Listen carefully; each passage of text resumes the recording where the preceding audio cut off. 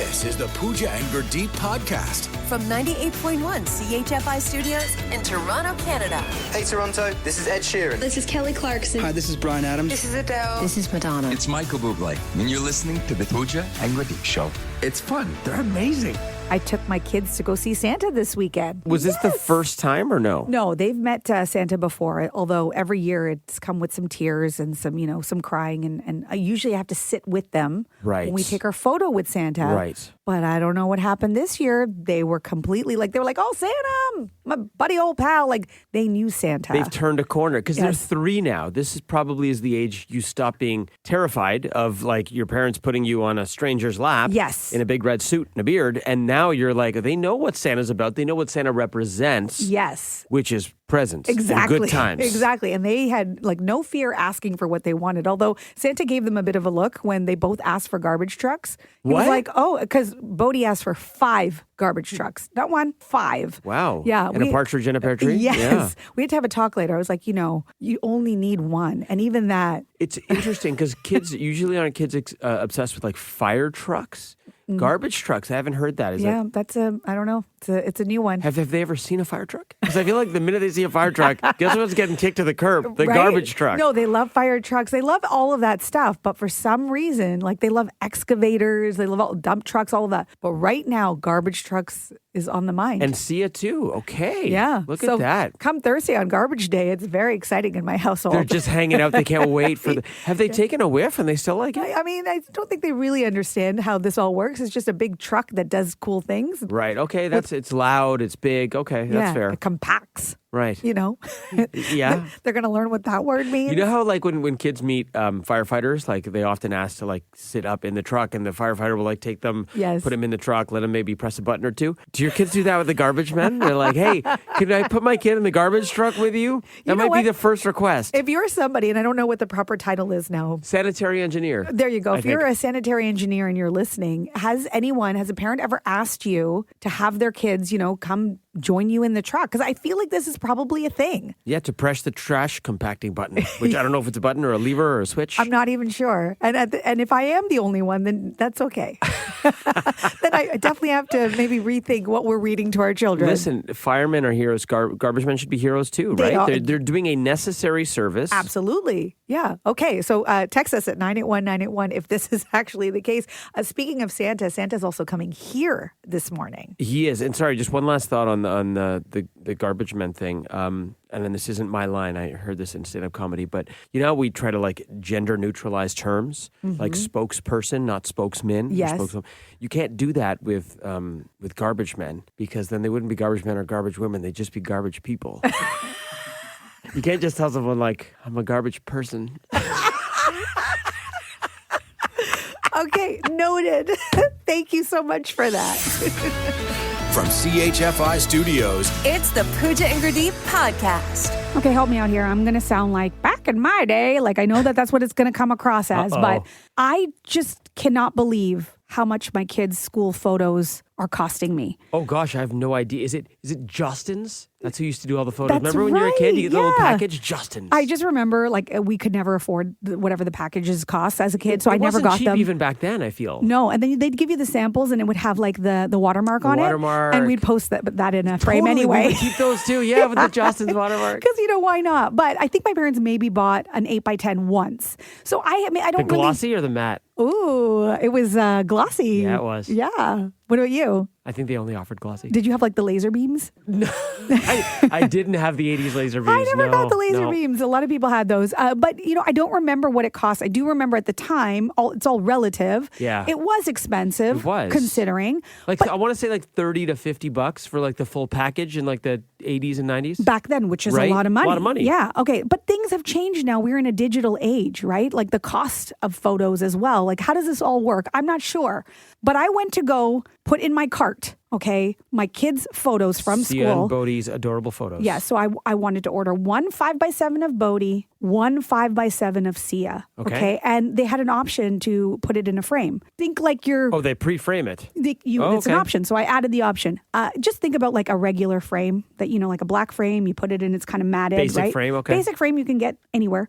So I got the one 5x7 for Bodhi, the one 5x7 with Sia, both of them framed. Okay. For a total of... $75. More. Okay, $100. More. For two 5x7s framed? How nice are these frames? They're basic? They're just basic. Okay, $150. More than $500 Stop it. before taxes. You're lying. Each one was $250. And I was just, my mind was blown. I was so upset that I wrote a note to the principal. You wrote a strongly worded letter? I did. I'm not even that person, but I was just like, do you know how much this is costing parents? Like, how in what world is this okay? So then I thought, okay, maybe I won't get the frames. I was going to say, get rid of the frame. Yeah, and by the way, that doesn't include the digital copy of it. That's just the print. The digital they should just send you because that's just a file they have on their camera anyway. I should be able to print it wherever I want. But no, apparently that's not part of the whole deal. Okay, fine. So then I was like, I'll just get them on my own. So then I got one 5x7 of Bodhi and then one of them together. Okay. And then another one of Sia and then one of them together. And then when I bought them that way without the frames, it was still $200. $200. But also, I'm sorry, they're charging so much for the frames? Like, are they gold plated? Like, exactly. Like, what is actually happening? I don't know. And then I thought, is this just me? Is this what pictures cost these days? Like, we just went to go do Santa photos and I got a whole package for $50. I printed photos out at Walmart recently and it was not nearly that expensive. Right. Or Costco. So, like, am I just really cheap or is this ridiculous? This is ridiculous. I don't have kids, but I printed out photos and they don't cost anywhere near this much. That's nuts. So, like, no photos of my children this year in school? Can you how much to just buy the digital copy? Only the digital thing. They don't even give you that option. Oh, see, that's how they know they're overcharging. Yes. Because if they weren't, and you could just buy that for like, even if that was $50 for just the digital file. I would do it. Pooja, just dress them up. Put them in front of the tree for doing Christmas photos. Take your Shoot some own. laser beams. Yeah, seriously. I'll just do my your own laser beams. Yeah. So there. Wow. Back in my day. The Pooja and Gurdeep podcast. From 98.1 CHFI. Have you got your winter tires on yet? No. You haven't? No, today's actually my appointment. Oh, good. Okay, that's great. I'm glad you got an appointment. And maybe that's good doing it on a Tuesday. So I, like a lot of people, immediately texted my guy when that first snowfall happened. What was it, like 2 Sundays ago? Yeah. 2 Saturdays ago? Yeah. And did you text my guy? I texted I need some tires, my guy. Shout out Kelly at Fareed's Auto Shop in Mississauga. There aren't many things that'll get me out to the burbs, but like I'm a mechanic, a guy I can trust. Yes. I'm like, so I'll head out to Fareed's Auto Shop to get my tires twice a year. So it always takes about 45 minutes usually, right? But I'm like, okay, let's hope it's not too busy. I walked in, it was the first time there was no spot to sit down in the waiting room. It was full. And I chatted with Kelly as soon as I got there and I could see the stress on his face. He's like, yes, it might take a little bit longer today. So I was there for like a couple of hours because it was... Couple of hours? Yeah, because everybody did the same thing I did. They texted him or they called him, whatever. They made their appointment as soon as that first snowfall came down, thinking they were getting ahead of it because this is earlier than I normally put them on. So true. And not to mention, everybody was surprised about that first snowfall because I don't think anybody thought it was going to accumulate as much as it did. And so it was like everybody was doing exactly what you said with their guy. 100%. Or girl. Yeah, or girl, yeah. So I brought Coffee the Pooch with me. I just took her for a walk around the neighborhood because I'm like, there's really nowhere to hang out in this crowded waiting room, so let me just get out there. I'm glad I got it on. But man, that's the earliest and busiest I've ever seen it. So if you haven't done your winter tires yet, I suggest you get in. But I think you pulled the smart move, though. Do it on a weekday because it's probably less busy. This was the earliest I could get an appointment because I think it just got that busy as well. Saturday was like the day to do it, apparently. So just so you know, my dad actually does not believe in winter tires. Like he thinks it's a whole conspiracy and that, when he came here in the 70s, never had winter tires back then, and we had way more snow than we have now. Like, so it's this whole thing. So there's some people who just don't even do the whole winter tire thing. I'll tell you right now, I've noticed, like, just in the last few weeks, just, driving around, you feel the difference in my car, like stopping quickly. Like the car's not doing what it needs to do. Like you don't have enough tread on the tires. So it's important you do it. Or if you feel really bad that you haven't done it yet, you can just feel better because producer Steph never took hers off. That's right. since last year, so they're already on. I'm no special car guy. You should text your mechanic. I don't think that's a good thing. But the reason why I didn't take them off is because I was supposed to sell it, and then I haven't found a car yet, so they're still on. It's not recommended to do that. It's the equivalent of wearing a parka in the summer. No, like for your tires. Your tires are probably, if they could talk in the summer, then in July, they're probably they're like, hot. It's not yeah, good. Steph hates me. Guess what? I hate Steph. Yeah, I know, but it's karma for my car for hating me for all those years. This is a toxic relationship. It really between you and is. your You car. two really need to break up. Yeah, we totally do. You're better off without one another. Get your winter tires. You can report back tomorrow on yours. Yes, I will. From CHFI Studios, It's the Pooja and Gurdeep podcast. All right, we got 2 stories you need to know. Pooja, what do you got? Okay, so if you have a Gmail account, and most of us do, it's the most used email, you want to make sure that your settings are up to date to stop something called Gemini AI deep research from reading your Gmail messages, as well as data from documents, attachments. So think about, I don't know, a work file, a medical document, your PDFs, your photos, Google Chats.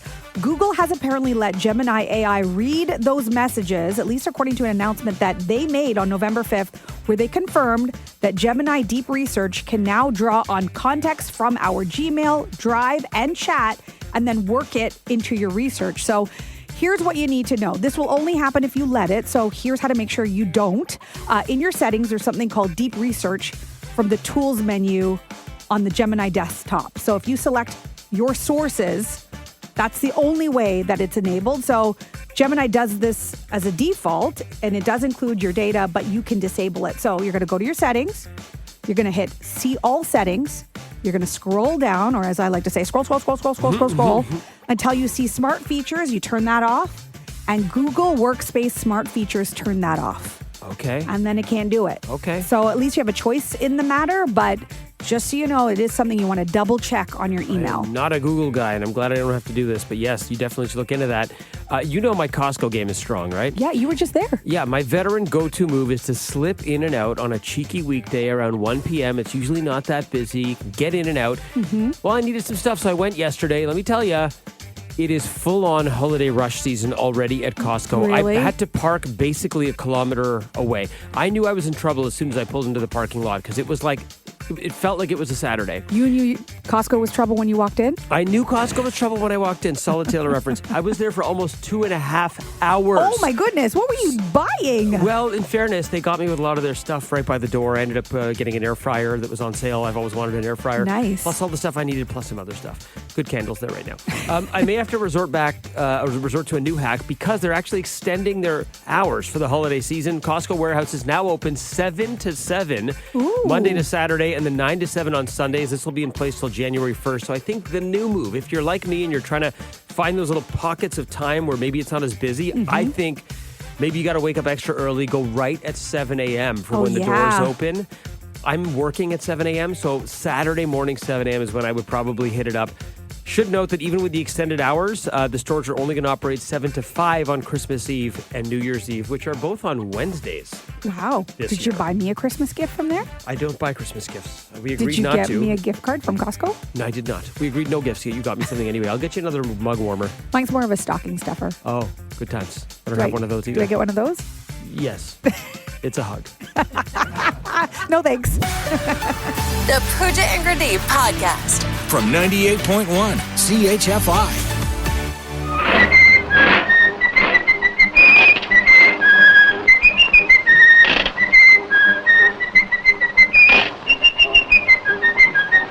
Well, can you guess what today is based on that clip? Yeah? It's Mickey Day. Mickey Mouse's birthday. November 18th, 1928 was when that Steamboat Willie debuted. So that would make him 97? 97 years today? young. Looks good, man. Looks real good. Doesn't age. Whatever that anti-aging formula is, I want to know. He does microneedling. Obviously. That's why it's just really good for his skin. Not really into the Botox, but the microneedling. The microneedling, just rejuvenates your own skin. It's good. So we thought for Mickey Mouse's birthday, happy birthday, Mickey, we would try to do our best Mickey Mouse impressions. Okay. So let's hear what we're trying to emulate here. Hiya, pal. Name's Mickey. Mickey Mouse. All right. I'm going to tell you right now, I'm really bad at impressions. Like the way I hear sounds and the way it comes out of my mouth, it's like it sounds okay to me, but then I just know it's off. Yeah, it was a male, by the way, in case you're wondering who voiced Mickey there, which is, I thought you might have an advantage with a little higher register. Okay. I doubt it, but let's give it a try. Let me hear it again. Hiya, pal. Name's Mickey. Mickey Mouse. Okay, here we go. Hiya, pal. Name's Mickey. Mickey Mouse. That's not bad. Not bad. That's not bad. It's not bad? That's pretty good. Okay. Give me 2 more times, Steph. Hiya, pal. Name's Mickey. Mickey Mouse. Hiya, pal. Name's Mickey. Mickey Mouse. Okay, you nailed it on some of the parts, but not the whole thing. But I could kind of hear it in there. Okay, Steph, you want to give it a try? That just made my morning. Okay, hold on. Hiya, pal. Name's Mickey. Mickey Mouse. Okay. Hiya, pal. Name's Mickey. Mickey Mouse. Yeah, you win. Wow, you win. really? That was good. Wow. Yeah. Okay. Your Low hiya bar. Mickey was right on. You wobbled a bit, but it was still That the was really best. good. Wow. Can we Yeah. do yours again? No. Please? Why? Just because it was really No. fun. Do One it, more do it. time. No. Just All one right, more time. fine. Give it to me. Hiya, pal. Name's Mickey. Mickey Mouse. Hiya, pal. Name's Mickey. Mickey Mouse. Huh? Fun fact, this is what Mickey sounds like while having microneedling done. Just so you know. Very painful. Happy birthday, Mick. From CHFI Studios, It's the Pooja and Gurdeep podcast.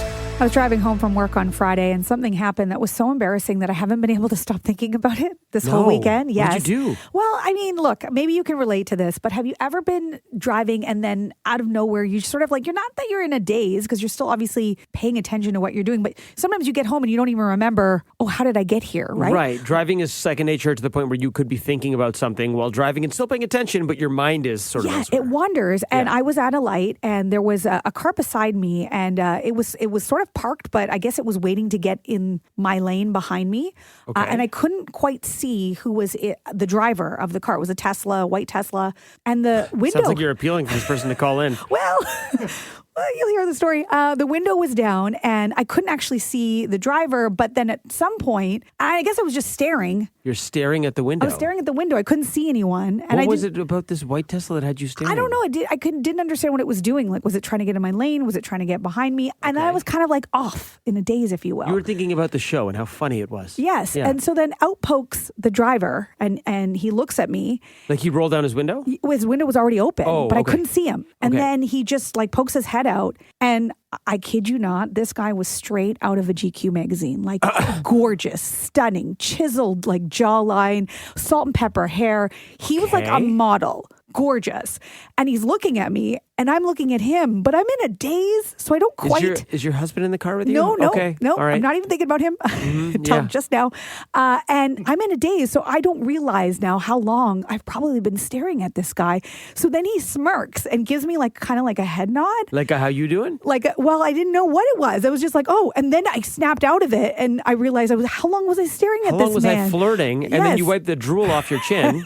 Yeah. Yeah, not quite, but sort of. And then I immediately darted my eyes somewhere else and looked forward, and then the light turned green, and then he got in behind me. And then I just was like, don't look in the Yeah, rear you did. view. Okay. I was like, don't look in the rear view. And then he went into the left lane, so now he's on the left of me, and I'm like, don't look over. It was a whole thing because now I was staring at the guy, and he happened to be really good looking, which I didn't know that was going to happen. And maybe all it was he was trying to get in behind me, and he was looking at me, he was gesturing like, is it okay if I go in before you or behind you? And maybe that's all it was. But I stared at this man for an uncomfortably long time. If you had to, I know you were in a daze, but if you had to guesstimate how long you were staring at his car and him, would you say like 10 seconds, a minute, 1 second? I'm going to say 30 to 40 seconds. That's a long It's a time. long time. I didn't clue in that I was staring. Like I was lost in his eyes. Wow. Okay, white Tesla driver, if this was you on Friday at around 10 a.m. Yes. Missed encounters. Driving northbound on Mount Pleasant. I cannot be alone in this. You know when sometimes you just don't even realize you're staring at something Sure. and you get caught? It's so embarrassing. Yeah, it usually happens to me staring at a girl. I'm glad this isn't a one-way No, street. but that's what I was doing. I was just in Yeah, a daze. yeah, sure. I told my husband about it. Right. I don't even think you like Teslas. You told him? What did he say? He was like, okay, thanks for sharing. He's like, oh, I'm so glad we got this off our chest. Let me tell you about all the women I've stared at. Yeah, right? Okay, how about this then? Just let's try to help Pooch realize she's not alone here. Have you ever gotten caught staring? We want to know, when did you get caught staring? Let's go to Annabelle in North York. I was on the subway on the TTC. I was staring at this woman. She's got like this gorgeous hair. It had like gradient from like bright orange to a dark purple, like going through her wavy hair. And I was just staring at her, like, and at some point, well, because it's been like several minutes that I'm staring at her hair. And she's like looking at me and like smiling. And I was like, oh, I'm sorry. I'm staring at your hair because it's just so gorgeous. Oh, nice. What did she say? Was she warm to that? Yeah, she smiled. She said, oh, thank you. I like your hair too because like my hair is bright red. And I was like, thank you. Oh, nice. So you had a good my hair. recovery. Yeah. Okay. See, if that was me on the subway staring at a woman's hair, I don't know if it would be so well received. Be like, hey, eyes forward. Yeah. Annabelle, thank you so much for sharing. You're welcome. Have a lovely day, guys. When did you get caught staring? Marcy and Oakville texting in at 981-981. I got caught staring at my own reflection in a store window. I thought it was someone else judging me, and I'm not going to lie, I look good. Okay, Marcy. Sometimes, you check yourself out when you pass by a mirror. I could see that. But you thought it was someone else. Okay. Kyle in Guelph saying, at the grocery store, I was staring at the cereal aisle like I was choosing a life partner. Listen, I've been there. I've been there too. They do a great job with the marketing. All the different colors and the boxes. So and many varieties. Toucan Sam, I see you. I like this one. We'll end on this one. Nina in Stouffville saying, I got caught staring at a stranger's poutine. A poutine. At a stranger's poutine. I was trying to figure out if I should order one too, but I took too long staring. And there's so many different poutines. You can get like a duck confit poutine or like a... Yeah. Oh, yeah. Now I'm just hungry. Okay, I'm glad I'm not the only one who got caught staring. Yeah, I still think yours was the most embarrassing though. What would my recovery have been, by the way? Like when Tesla guy, if I had rolled down the window, like what could I have said to make it better? Ooh, what's your sign? No? You know me in small talk. Yeah, oh gosh. On the road? Could Yeah. have been a disaster. Yeah. The Pooja and Gurdeep Podcast.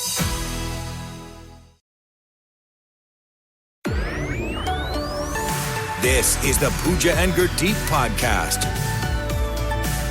Have you ever had to break up with a friend? We ask because today is Unfriend Day. I mean, look, you got to do what you need to do. You need to protect your peace sometimes. Yeah. And maybe this is what you need to do. For me, I just feel like I give everybody a chance. And then, if you're not the person for me, then we'll keep our distance. But I'm not going to unfriend you. I'll still always Not be officially, your friend. unofficially unfriend. Yeah. What Okay. about you? What do you do? I mean, if we're talking about unfriend in the context of social media, I try not to unfollow because I think people notice that. I will use the mute feature. Like if someone posts too much on their stories or their posts are getting obnoxious, you can mute their story and mute their post. You're still following them. You just don't have to see their content on your feed. In real life, no, I've never really formally unfriended anyone. So you're kind of the same as me. It's like you're kind of keeping them around, but maybe at a distance. You just don't want to hurt their feelings. Yes. I suppose. However, there's one person in this room that has no issue hurting people's feelings. Christopher, you have broken up with several friends. I'm surprised. Yeah, and as I was doing this, I realized I don't come across as the best person in this example. However, I do have something called the Christopher Ghost Protocol. Whoa, you have a protocol? Yeah, the ghosting protocol. Okay. Yeah. Tell us, please. So there's 3 levels that I will put you in this. This is real? Okay. Yes. So just quickly, level 1 is I will respond if you text me. It'll take me 1 week to respond to you. I will react to your message. Give it a little heart or a thumbs up.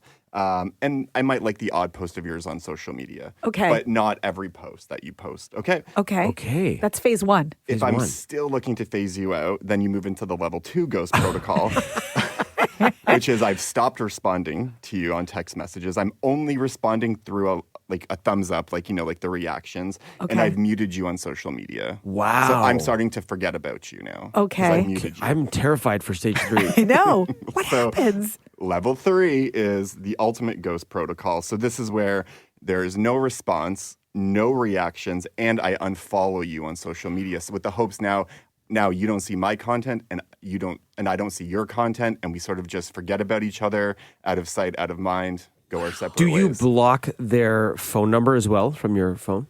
That's level 4. I've never had to go into level 4. Unlock level 4. They get the hint They before get we the even hint. get They to get the level hint. 4. And you've had how many people make it through all 3 levels of protocol? Over the years, I've probably put 5 people through the ghost protocol. Okay, and what are their names? Now, it's awkward when when they point out that I've unfollowed them on social media. And then you're like, oh, sorry, you got to level 3. Ghost protocol. Yeah. They're not so understanding as that, but yeah. Chris, who hurt you? Yeah, seriously. Who hurt 5 you? people. Now I'm going to be, if Chris ever gives a thumbs up to one of my text messages, I'm going to be like, am I in Ghost Protocol 1? Yeah, you're going to have to wait a week. Way to wait for a response. From CHFI Studios, It's the Pooja and Gurdeep podcast. So many of us are going to be getting together over the holidays with family. And, there's inevitably going to be somebody that you just don't get along with. And, what do you do if it's a loved one's partner? Maybe they just started dating. Maybe they've been dating for years. Maybe they're married, whatever it might be. And you just don't like the partner.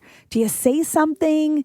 Like, is there a way to avoid them over the holidays? Such a tough question because, look, I think we all value and cherish brutal honesty, especially from people in your inner circle, your family, your loved ones. But this one, I think you have to just suck it up because you risk, let's say, okay, let's just make up a scenario. Let's say your kid brings their new partner over for Christmas dinner. You don't like the person. You get a bad vibe from them. You don't think they're a good person. You don't think they're a good fit for your child, your loved one.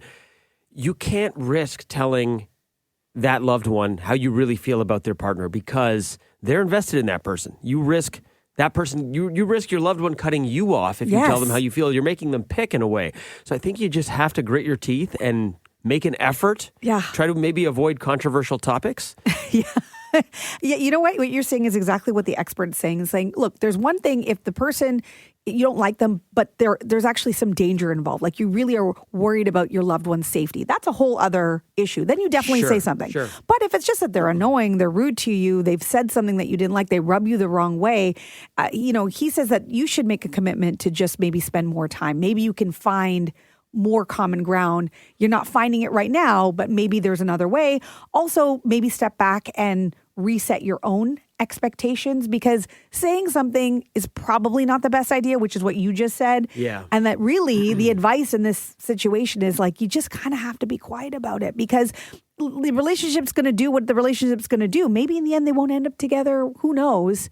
But you can't be the person who was like, I don't like this person because you will get blamed. And really, you got to think about how often do you really have to see that person, right? It's your loved one's life. Yeah. If they're into this person, you let them make their choice. If you got to hang out with them 3 times a year at a social gathering, you just have to, look, we've all had friends or loved ones whose partners were not our favorite person. Yeah, it's happened between us. Like you had a former partner. There's nothing wrong with her. She was lovely. She was great. I just didn't think you were bringing out the best in each other, and I didn't think she was your person. But I couldn't say anything. And you were right.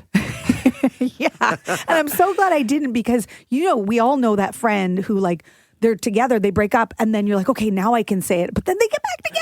Yeah, you have to be very good. Because as much as I see it, it's like you don't want to hear it in the moment necessarily. Or maybe you do if you're already teetering on potentially breaking up. Yeah. But if you're right in it and you're in that lovey-dovey phase, you can't say anything. So true. But I'm curious, if you've been in this situation, what do you do to tolerate a loved one's partner if you're not fond of them? Okay, so your scenario is you have to hang out with them. You're going to be hanging out with them. The holidays are coming up.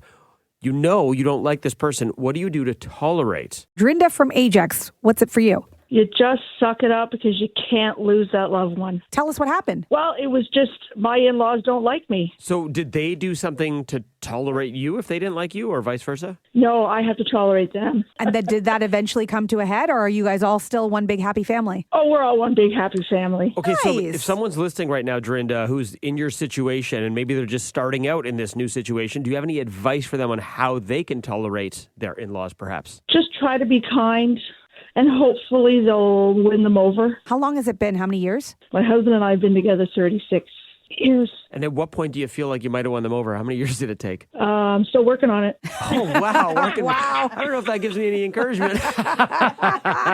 Dorinda, thanks so much. You guys are the best. Thanks, Dorinda. Bye-bye. Bye. It started off so hopeful, but... 36 years. That's a long time to be kind, but appreciate the effort there. Getting a lot of texts at 981-981. Mary writing us, the way to avoid unwanted relatives at a gathering is by using some kind of substance so that you are half lit. That way you love everybody. Okay, so 14 rum and cokes, and hopefully you'll get along with your in-laws. That might make things worse. Joanna in Newmarket, what do you do to tolerate a loved one's partner that you aren't fond of? Well, we had a problem with my sister's boyfriend and then turned out husband. Okay. Oh, okay. It was very messy because my parents did not keep their opinions to themselves. Uh-oh. And neither did I. Uh-oh. So if he answered or if he asked me a question, I would respond politely, but I wouldn't seek him out. Okay, start a avoidance. conversation within a certain ability to do so. He had no information back, and so he would just listen to what somebody else was saying and then copy as if it was his new idea. That's why I was like, I just can't talk to, he's like dumb as a post. Sorry. Oh, dear. So, Joanna, did this approach, you just essentially not engaging and avoiding him, did that help keep the peace between you and your sister? It kept the peace, and then we just sort of stopped trying to get her to see what he was like, and we just let her live her life and just made do. And are they still together? No. Yay! Oh, okay. Okay. She's divorced. So your instinct was correct.